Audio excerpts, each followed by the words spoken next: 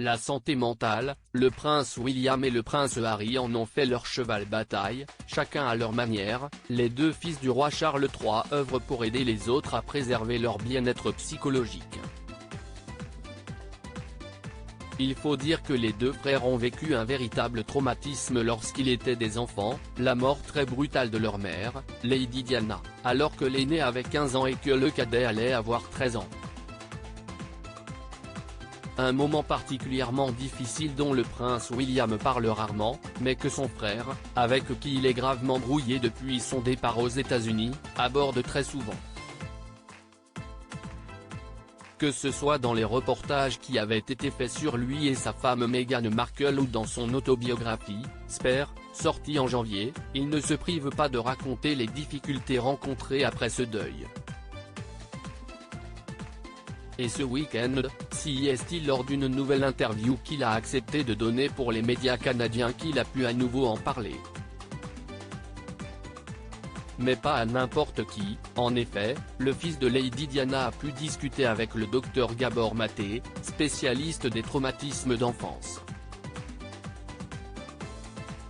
Et celui-ci, à l'issue de la discussion, lui a diagnostiqué un grave trouble survenu après le choc de la mort de sa mère, un TDA, un trouble de l'attention. Je pensais que j'allais tout perdre, remerciant avec humour l'homme pour la séance gratuite. Le père d'Archie et Lilibet, 3 ans et 20 mois, a confirmé ce diagnostic par ses différentes impressions. Depuis l'âge de 12 ans, en plus d'être en état de choc, j'étais en état de combat ou de fuite, a-t-il notamment confié au psychologue. Un état qui l'aurait poussé selon lui vers les drogues psychédéliques, seul remède à son mal-être. Cela m'a tout enlevé et m'a apporté un sentiment de relaxation, de libération, de confort, une légèreté que j'ai réussi à conserver pendant un certain temps, a-t-il notamment confié.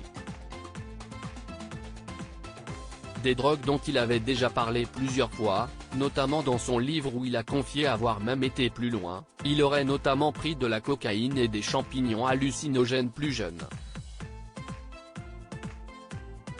Ce qui ne l'a pas empêché de suivre une véritable thérapie, avec un psychologue. Je pensais que si j'allais en thérapie, je perdrais tout ce dont je me souvenais de ma mère et il s'avère que ça n'a pas été le cas. Je n'ai rien perdu, au contraire. Un beau témoignage qui va sûrement lui faire du bien.